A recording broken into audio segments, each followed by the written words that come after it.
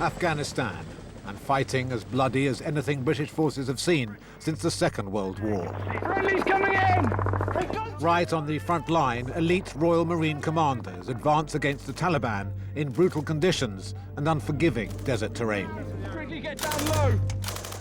3,000 miles away, and after 30 grueling weeks of training, the recruits of 924 Troop launched themselves on their final commando tests. 3, 2, 1, go! Those that pass will win the famous Green Beret, the right to fight for their country and a ticket to the killing fields of Afghanistan. Yeah, we're drawing back to Green 1. Already in Afghanistan is Second Lieutenant Bertie Carr, who after months of unrelenting fighting is having to come to terms with the death of one of his men. A human battering ram called Tom Curry, nicknamed Vinders. Good effort, Vinders. Out we go, left orders. Move. He was killed in action just 10 days after his 21st birthday. It was during a big attack on an enemy position. Tom was the first into the attack and was killed very early on. He died straight away.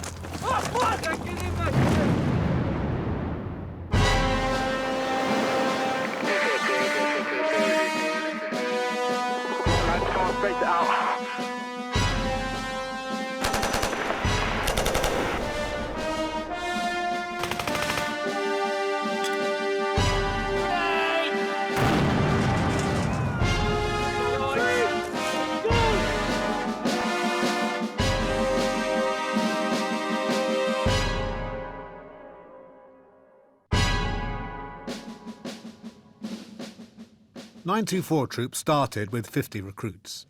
25 have been back-trooped, that is, put into a more junior troop because of injury or not being up to standard, and 19 have left altogether.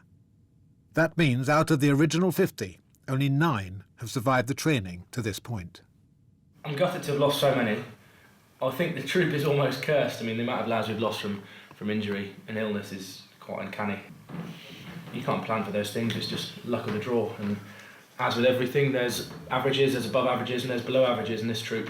Unfortunately, it's had completely bad luck, and we've got really below average numbers. Hurry up! You're holding people up behind you! Physically, it's probably the most demanding course in the world. You know, it's 32 weeks long of physical training. Every week is arduous, everything's different. And it's all progressive, the training. It's designed to build you up. But now and again, sort of the odd accident does happen, the odd trip and the odd fall. And people break things or hurt themselves. A simple trip on a speed march, but carrying 30 pounds of ammunition increases the impact. The result, one badly split knee and another broken recruit to be mended. I don't think you did any damage to the knee joint itself, but it's going to become mildly inflamed just because of what you've done. The medicine itself isn't that difficult, it's balancing it with getting them back into training as soon as possible, so that they miss a minimum amount. And also, you know, the troop setup for them is really important. Their mates are in the troop, and a lot of attachment is within the troop, so we try and keep them with the troop if at all possible. But sometimes when they get more injured, then they have to be back trooped or go into Hunter for rehab, and Hunter is basically the rehab facility. The reality is these guys are having to push themselves very hard. Yeah, absolutely. Yeah, they're always finding their limits, inevitably just sort of crossing that boundary as well sometimes. So when they get tired, they tend to pick up more injuries. So you know, the physicality of the training isn't just about can they do it. You know, when they get tired, then they're actually more likely to get injured as well. One recruit so far undamaged is James Williams from Kent, which is just as well because now he, his fellow originals, and a handful of extra backtroop recruits who've joined 924 Troop face the ultimate ordeal before they can claim their Green Berets and call themselves Royal Marines. 4 grueling commando tests that will make them or break them. The first test is the punishing endurance run, 6 miles of rough terrain and flooded tunnels. Straight through. Williams, if you walk, you resign yourself to failure. You need to pass this, Williams. Get running. Shit, my fucking thighs. Oh. Before joining up, James had been a qualified plasterer and electrician in Civvy Street. Let's go, Williams! But 8 months ago, he reckoned there was more to life than just doing up other people's houses. If I died at 70 years old, having a comfortable life, you know, cracking on, earning a bit of money doing this, and the most exciting thing I had to tell someone was, you know, I wired a massive mansion or, you know, rented a big house, you know, or if I went at, say, 30, but I had a good life and, you know, I had stories to tell. You prefer that? Yeah, definitely. Life's for living, innit? I think it's really good for James. Really good for James, yeah. I mean, when he first said he was going to do it, I was, you know, because of Afghanistan and everything else, obviously, you want your children close, don't you? Yeah, of course. But when he first mentioned, I will be going to Afghanistan, I have been told that, I was really choked, and I thought, I said to you, didn't I? I said, I don't want you to go there. And he said, what do you mean you don't want me to go there? You know, I will be going there, I can't wait. But, yeah, I'm sure he'll be fine. Yeah. Bullets bounce Sure, off fine. Commandos anyway. Bullets bounce off Commandos. 3, 2, 1, go! Pull him out, turn him round. Pick him up. From the beginning, James never doubted he would make it through training. You enjoying yourself? I am enjoying myself, sir. Why? Because I know in 8 months' time I'll be a commando. Let's go, Williams! Yeah. Well done, you. Come on. Now, almost a commando, James grits his teeth for the 6 torturous miles of the endurance run. All Royal Marines have to pass these tests, and officers are no exception.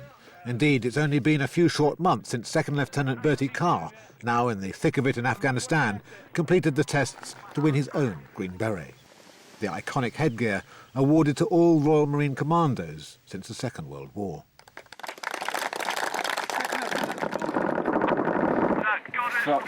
Get down into cover. Get down into cover. Down. Now on his first deployment, the 23-year-old troop commander has seen more action than his father ever did in his entire career as a Royal Naval officer. What's going on? So, Major Lane, what's your lock stat, over? I think it's a generational thing. My father left his training as a naval officer at Dartmouth and was immediately plunged into the Second World War. I did 37 years in the Royal Navy and never heard a shot fired in anger. And Bertie leaves training and 10 days later he's crouching behind a rock being shot at by Taliban. It's the luck of the draw. My generation, brought up during the Cold War, saw very little of this kind of thing relative to what's going on now. And you go back to the Victorian age, and I think lots of young men saw what Bertie's now seeing. Friendly's coming in! Hey, gun team's coming in, lads! So, Major, is that gun team okay? Gun team okay, yeah? Straight down that way, down that way. Are you both dealing with the fact that your son's out there? Well, we've got a puppy to distract us.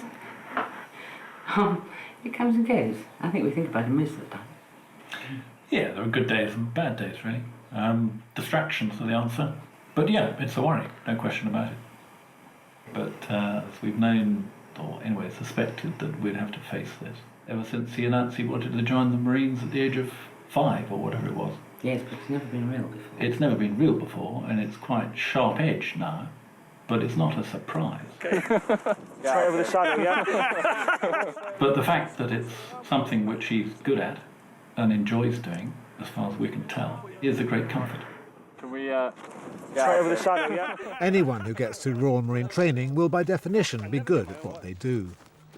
And that's exactly what 924 Troop are trying to prove right now, as they attempt the second of their commando tests, the 9-mile speed march on roads and rough ground. Break off, watch your footing! Carrying 32 pounds of equipment, this speed march has to be completed in less than 90 minutes. It's an unrelenting challenge. Right, Williams? Yes. Sir. We're making so much noise, Paul. Because I'm in pain. Which bit? All over. Lungs? Legs. My hands are freezing. Good. That's what we like to hear, Williams. If it was easy, everyone would do it, wouldn't they, Williams? By the 7-mile mark, 3 originals fall out, only to be hospitalised with exhaustion. Keep step now, do not see the people up behind you. Suck it in, water stop, not far from here. That takes us now down to 1, 2, 3, 4, 5, 6 originals. We have got left Williamson, Sparks, Blight, Hogan, Barnes and Williams. Okay, nice and tight circle until you've got a bit of space. Keep moving. Ease up, ease up. But for the survivors of 924 Troop, the worst is yet to come. Test 3, the aerial Tarzan assault course. Absolutely not to be attempted without an ambulance standing by. Good, concise, correct technique at all times. 2-footed landings at all times. The last thing you want now is get an injury day before your 30-miler. You've all got the ability to pass this. Believe it in your heads that you can pass this, and you will. Do you understand, men? You give absolutely everything you've got. Okay, fellas, move up. The Tarzan assault course is a body-crunching set of obstacles tackled at height and at speed. Okay, get the strap on now. It must be completed in under 13 lung-bursting minutes. It starts with the aptly named death slide. Stand by! First man! 3, 2, 1. Move! 1, 2, 2.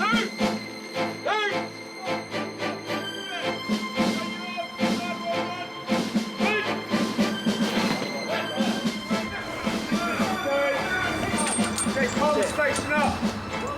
All round up. Step heavily under the step.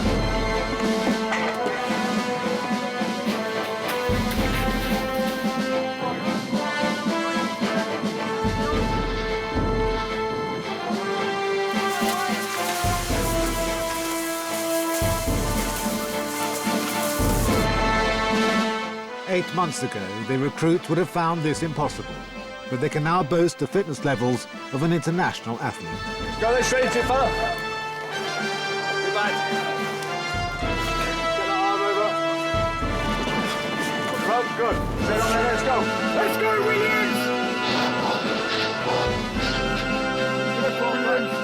In there. Williams, start!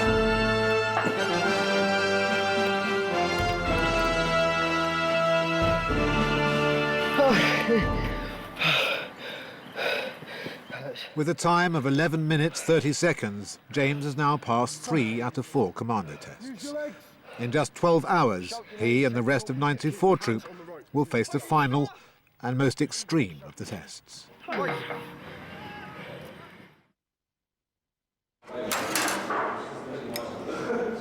An early morning breakfast. The calories have to be packed in before 924 Troop embark on a back-breaking 30-mile route march, mostly on the run, across treacherous moorland. And all of them, remember, battered and exhausted by the previous 3 days of tests. This is, for you, the culmination of 9 months training. Blood, sweat and tears for every one of you. Only 8 hours now stands between you and getting a green beret. What you will join, men, at the end of this is the biggest fucking boys club in the world, okay? The biggest and the best. If at any time you feel that you want to give up, do not. Take one more small step, tell yourself you'll give up a mile later, then a mile later. 30 miles, 8 hours. The recruits know that those who pass this and win the Green Beret could be sent to Afghanistan within days to replace battlefield casualties that have been mounting. We got the gun team in. Second Lieutenant Bertie Carr has been in Afghanistan now for 3 months. There's a casualty in, yeah, that's it. One of you. I thought he'd been hit in the chest. Fucking grim. He has seen many injuries on the front line. He's also witnessed the death of one of his own men. Tom Curry was a massive Marine, known to everyone as Vinders. A fine rugby player, Tom often doubled up as a sort of human battering ram. Good effort, Vinders. Out we go, left. Out. Move. Good effort, lads. But 1 week after I filmed him demolishing this wall, he was dead. It was during a big attack on an enemy position. Tom was the first into the attack and was killed very early on. He died straight away. But as it was right at the beginning of the attack, we still had the whole position to clear, which the guys did, to their credit, although they knew that they'd lost their friend. They'd seen him be killed. They carried on fighting. I knew it was Tom straight away. I was shouting to the lads, like, lads, give him first aid. And they knew that them first aiders knew that he was dead, but I didn't know instantly. So I was shouting to them to help Tom. I could instantly tell straight away when I got up to Tom that he'd been killed, and he was obviously didn't suffer anything in any sort of way or form. So I had a quick check over his body, and obviously Tom did look quite messy, especially as he took a traumatic head wound. So right next to him was a dead Taliban, so I grabbed a scarf that was wrapped around this dead Taliban to wrap around Tom's face. I didn't want the rest of the guys looking at Tom in that way, because they've all got good memories of Tom, and I didn't want that one to be the last memory of him. It was almost like talking to him, a bit strange, but I said, "Oh, Tom, sorry mate, I'm going to have to wrap this scarf around your face. I don't want the lads seeing you like that." Once I realised that Tom had died, I kind of got upset at first, but then I knew I had to keep with it for the lads, and because the lads were assaulting the big compound further on. Once we had retreated then back into the wadi with Tom on a stretcher, that's when I broke down in tears, and I couldn't carry him. I couldn't do nothing. I just had to stay on my own, and my mate Richie was comforting me quite well. Sometimes it's been like a bad dream, like. It's not been nice watching your friends die around you, like. We're young guys, we should be growing old, watching our friends die around us when we're old, like. Not at this age. Everyone that will come out of training, come straight out here, will be eager for action, but they learn that it's not as nice as it may look. Everyone had lost a good friend. As a troop commander, it was hard anyway, but the fact that I'd lost a bloody good Marine just meant that my troop was that much weaker. Marines trained to be frontline soldiers, always ready to step into the breach when needed. Dig deep now, come on! That's it, Sparks. Keep closed up, you're doing strong so far. Strong effort by everyone. It is barely a year since Tom Curry himself completed the 30-miler to earn his own Green Beret, a life ambition.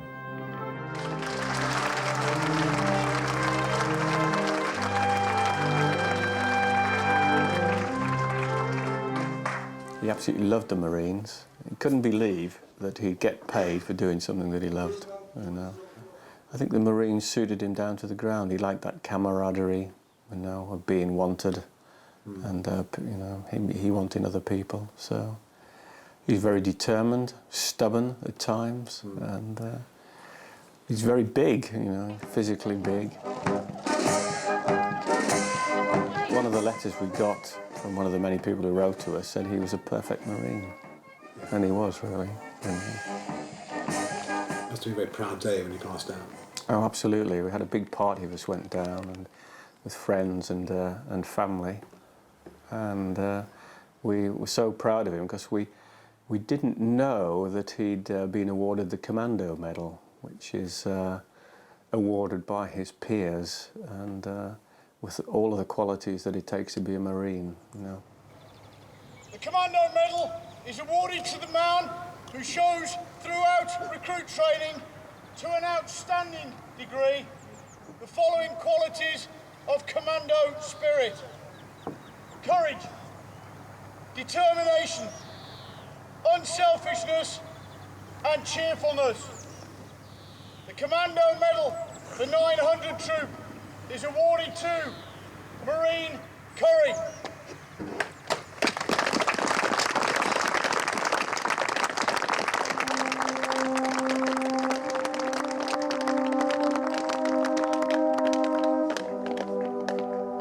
You want to have a group of people that you can go into battle with, if you like, and rely on each other. And I think in a way, perhaps that's how the course works. It weeds people out, people who can't cope with it. Maybe people don't feel comfortable with other people, and they realise that. And I think he was proud to be a Marine, really. There is a saying in the Marines, pain is temporary, but the Green Beret is forever.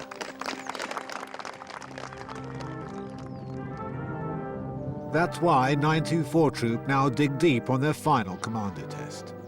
30 miles is a long way across Dartmoor, carrying 40 pounds of kit. But a determination learned over the last 30 weeks is a powerful fuel. Not going to give up now. Come too far to give up. Last little push, this syndicate. The final leg, yeah? This is it. Go, Joe! The Humpback Bridge is the finishing line of the 30-miler and marks the end of 32 weeks of the hardest military training in the world.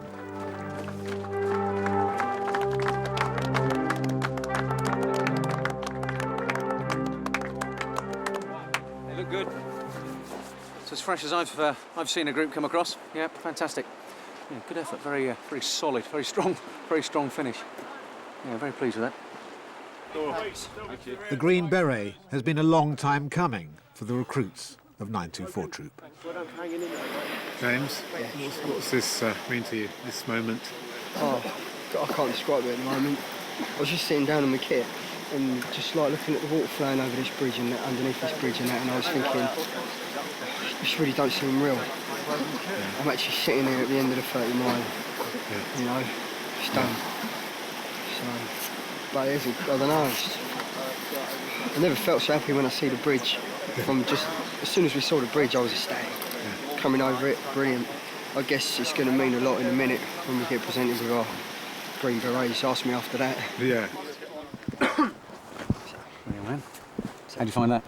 That was the hardest thing I've ever done, sir. Was it? Yes, sir. Okay, you sure? Yes, sir. So if we had to turn around now and do it again, could you do it? For one of them, yes, sir. With it on your head? Yes, sir. Well done. Good lad. Right answer. Cliff Williams. Thank you, sir. Just 6 of the original intake of 50 have made it, and they will pass out as Royal Marines Commandos in a week's time. And the 2 top recruits are immediately told that they are being sent to Afghanistan as urgent casualty replacements. One is Mark Blight from Warrington. The other is James Williams. Well done, we still out. Right. At last, cause to celebrate. A night out on the town, recruits and training team as one, and for all, a tequila slammer, Royal Marine style. Listen, there's only one fucking way to be a tequila stuntman. Listen! You fucking snort the salt, you down the tequila, and then you squirt the lemon in your eye. Jack bastard! In your fucking eye. Got Glanfield on me. Oh, right, hang on. I need some more salt. Hey, lads. Obviously, lead by fucking example. Colt Glanfield and I will crack it first. Demonstrate. 3, 2, 1. It's not salt. Drink it. In your eye.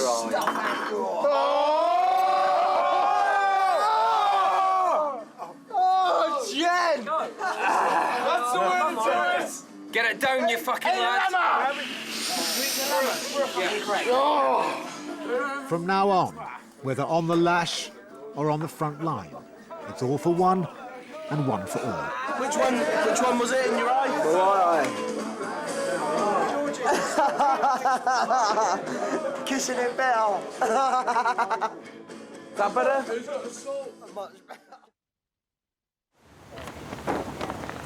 It's passing out day for 924 Troop. Proud families arrive at Lympstone for the big day that many recruits probably thought would never come. You spend 32 weeks tearing your hair out with some of these kids and driving you up the wall, but no, it's always worth it in the end. This feeling today and passing them and shaking them all by the hand and letting them not call you corporal anymore and you calling them by their first name, it's worth it in the end, definitely. Feeling second to none. And you've got 2 guys, of course, going straight out to the front line. Yeah. And obviously you reckon they're ready for it? Yeah, they'll be ready for it. Obviously they will have to forget a few Lympstone things. It'll be an operational camp, I would imagine. So they're going to forget about all ironing their clothes and they're going to concentrate on keeping alive, and someone's going to help them concentrate on that. So no, they'll be all right. They're 2 very, very good lads. So yeah, hopefully they'll be all right. It's all exciting now. You know, what's it going to be? Obviously for me and Blight, going to Afghanistan. It's a bit more exciting, I guess. Yeah. You're going to make new friends and there's going to be new faces. Yeah. But yeah, for a while, I guess, I don't know how it's going to be. You know, I've not done this before. What's your mum say? What's your mum think? At first, she was a bit, you know, you could tell in her voice every time you spoke about it, she just didn't want to talk about it, you know. And she phones me up, another Marine died. Oh, another Marine died, but I don't know. What'd you say? How many people got run over today? I'm really pleased that he's done it, and I'm really proud of him. Really proud of him, but the big but is, goes away to Afghanistan. If I was to choose a career for James, then he would probably be an electrician, and he'd be living near, settled down with someone with children, and just up the road. So you wouldn't choose the Royal Marines for him? No, I wouldn't have chosen the Royal Marines for him at all.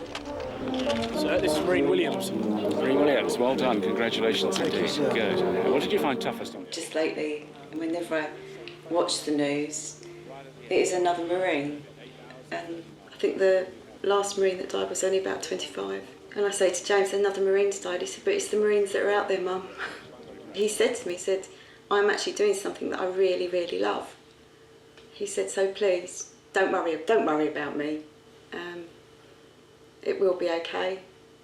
And if anything did happen, then please remember that I wanted to do it. So, have to respect that. Royal Marines, to your duties! Quick, march!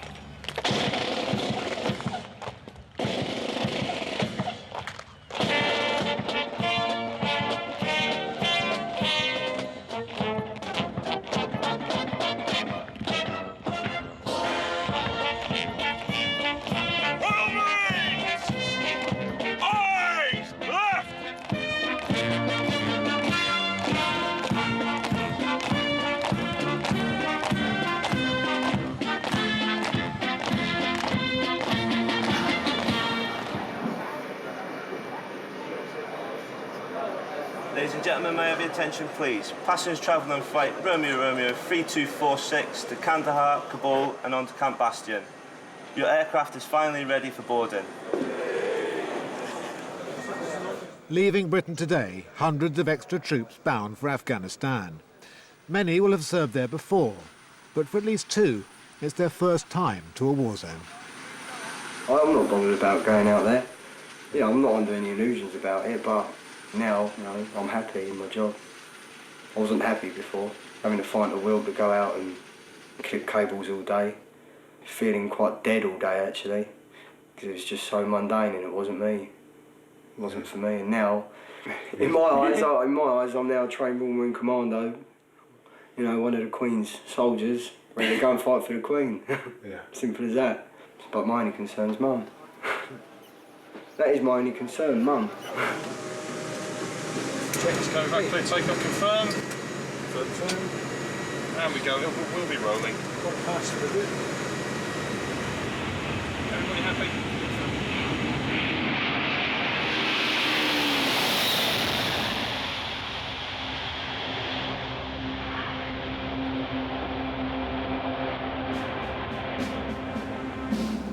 So, for James, who has reinvented his life just about as dramatically as anybody could, a 7-hour flight separates him from Afghanistan, the battlefields, and his duty as a Royal Marines Commando on the front line.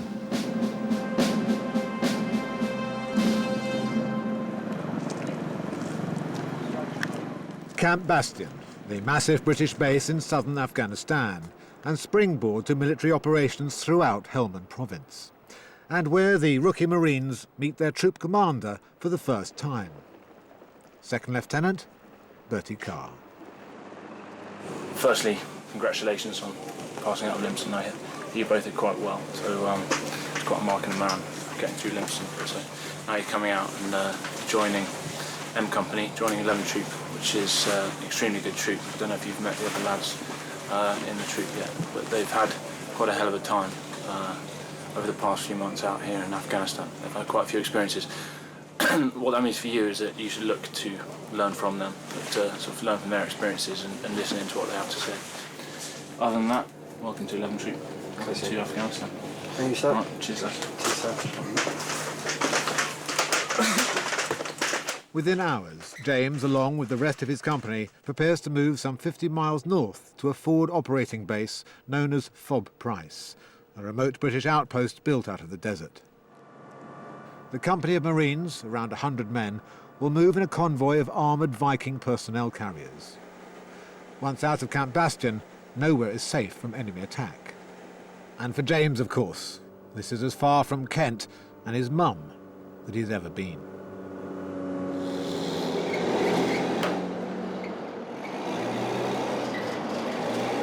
Fob Price has been the frequent target of Taliban mortar and rocket attack, but is strategically positioned to guard the town of Gereshk, where the Marines are trying hard to establish good relations with the local people.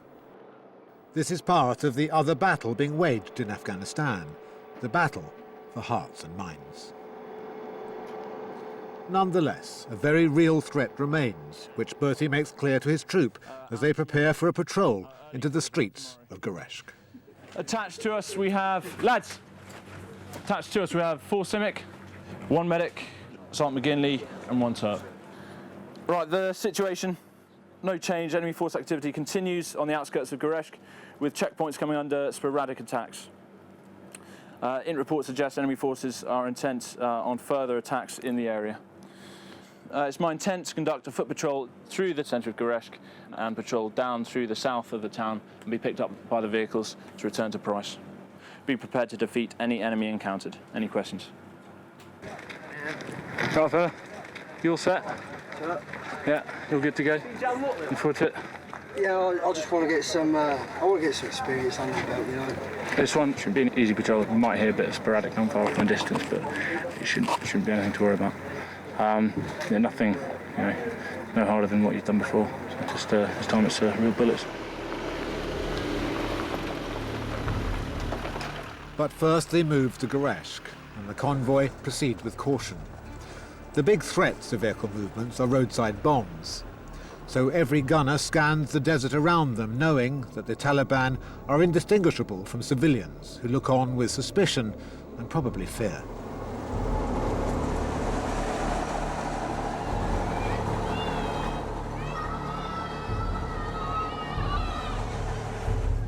Patrolling the streets of Gereshk, partly a deterrent to any Taliban in the area, but it's also an opportunity to meet and greet the locals. Floppy hats are the order of the day, less aggressive than helmets. And as always, those most willing to break the ice are the children, who just want to shake hands.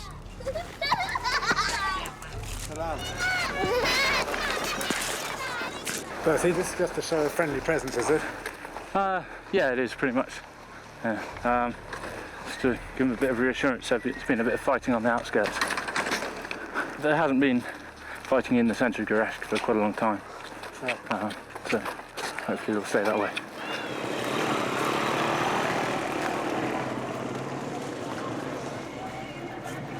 Good to see lots of people in the market. Is business good?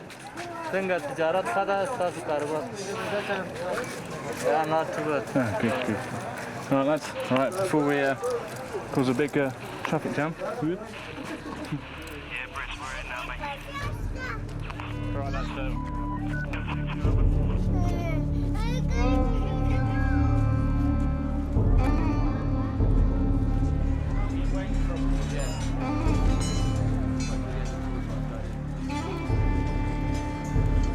Bertie leads his men up to a mud-built fortress to greet the Afghan police, who use it as a prison for captured Taliban. Quiet today?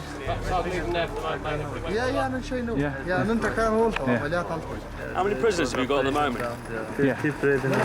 13, yeah. 13, yeah. 13 prisoners. How long have they been here? Where did they come from?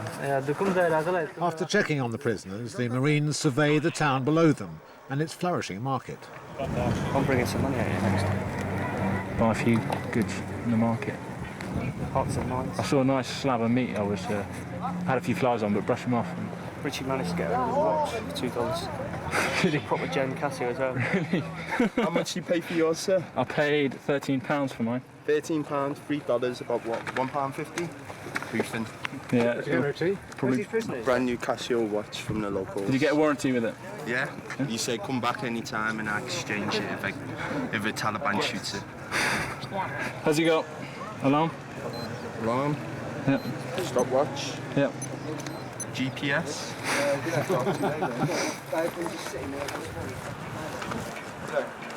Do you know why the prisoners are in prison, sir? Because they're bad men, Marine Rollins. Oh, we all don't. Queen's enemies. The troop move out of Gereshk. For James, this patrol, though routine, has been an eye-opener. And of course, his first chance to meet real Afghanis. Kids seem really friendly. Hopefully they'll grow up with the same attitudes and that, then, you know, the country will get on just fine, won't it? Yeah, absolutely. Every day, James goes on patrol. Into the desert, into the villages, and into the poppy fields. There has to be a constant show of strength, both to deter the enemy, as well as to reassure a frightened and often bewildered people.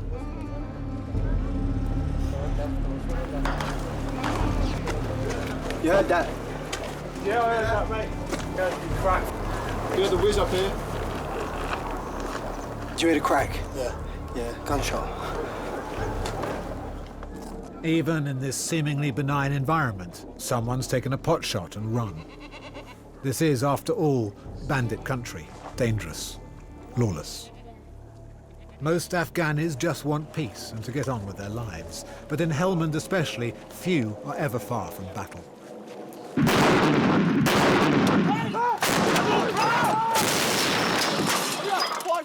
These gunners are firing on an enemy position some 12 miles away. And James, now a month into his deployment, takes his turn on sentry duty, as the Taliban are never far away and can strike without warning. It's weird, because, God, this time last year I was shivering on some building site, fed up with bloody clipping another cable to another joist. And now, 1 year on, it's probably about 30 degrees in another country with a fucking loaded weapon in a war zone. It's weird, isn't it? Life is pretty strange. With James on sentry duty, Bertie leaves with the rest of his troop for an outlying district. They are heavily armed and, as ever, wary of enemy attack. And their mission? All right, lads, how's it going? A school visit to meet the very people that the Taliban will want to start recruiting before they're too much older. You want to try it on? This is a chance for the Royal Marines to commune with young Afghanis and introduce them to a few of their own tribal rituals.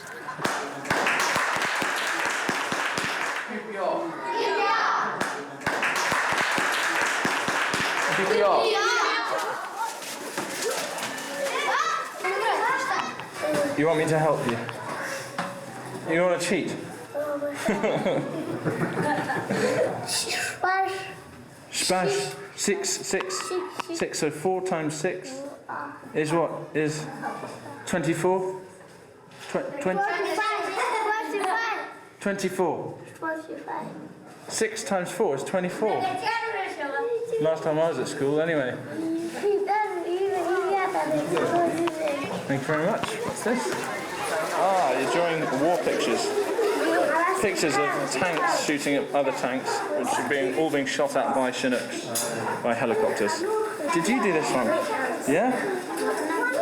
Tank. This is Taliban. Boo. Boo. Yeah. Boo. Right. I've got to go. One second. Being a soldier on the front line in Afghanistan is as much about hearts and minds as it is about bullets and bombs.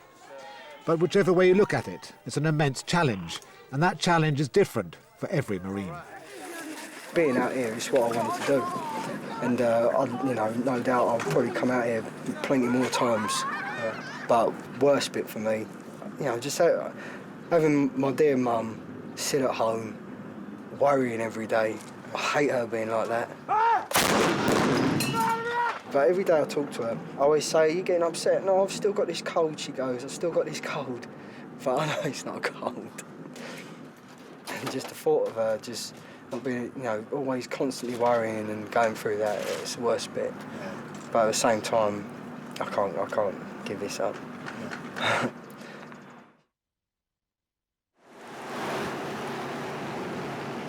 As a filmmaker, I naturally get involved with those I film, and it's difficult, therefore, to remain dispassionate, especially when you see people you care about putting themselves at mortal risk. 924 Troop, James Williams, the Bertie Carr, all these guys, they've become extraordinary young men, you know, combined by the brotherhood, which of course they've been drawn into, and motivated by the Royal Marine ethos, the qualities, determination, unselfishness, courage, and of course cheerfulness in the face of adversity. A template not just for being a Royal Marine, but for life itself.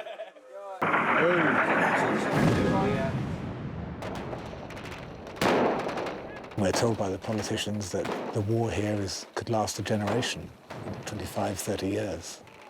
Which means that the young Royal Marines who will eventually have to serve out here with all the consequent risks have yet to go through training, have yet to leave school, and indeed have yet to be born. And that really makes you think. Many of these young men have endured battle at its very worst. But James Williams is new to war, and still has something to prove. The lads have said, I mean, they're sick, what they've gone through, but they don't want to go through it again. But I've yet to go through that. As wanting to be a Royal Marine Commando, you joined up for all that. Yeah. You know, you want the action. Yeah. And I've not got my fix out here yet. You still want that? You're still hungry? Yeah, I want the deliberate ops. I want the rounds coming past me. Maybe when it all happens, I'll be like some of the guys back in the grot saying, "No, that's enough for me now." I'd like to think it hasn't changed us all too much. I suppose I'd be very naive to think it hasn't changed us at all. The things that we've seen and the things that we've had to do are certainly going to have an effect, yeah. But I like to think that the way we deal with it, by supporting each other and talking about it, reduces any negative effects that it may have. There's a good system of looking after each other. And that will continue when we get back. And I'd like to think that, if anything, then it's just changed us for the better.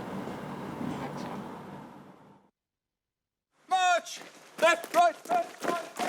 6 months later, the men of 42 Commando, back from Afghanistan, speed march through local lanes at their base in Devon. But this is no ordinary speed march.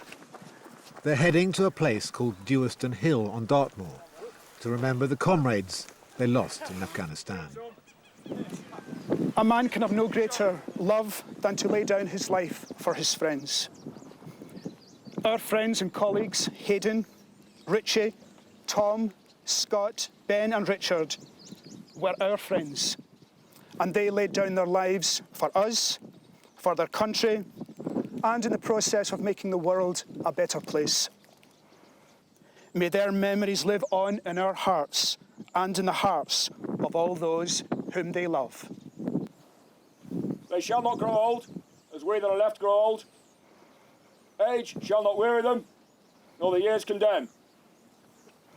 At the going down of the sun and in the morning, we will remember them. We will remember them.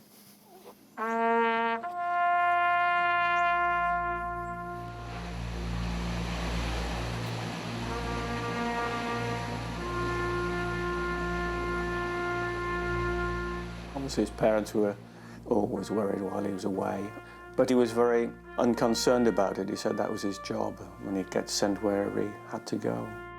It's what he wanted to do, and I couldn't stop him. You can't say you can't do this. But I didn't think at the time that it would be such a difficult environment, which it proved to be. He was regarded as a perfect Marine, so I thought that, you know, he could cater for those situations, but you can never cater for a random situation, which is exactly how he was killed. But, you know, you're a proud father, someone who became a Royal Marine, and the best Royal Marine on the day. So yes, very proud.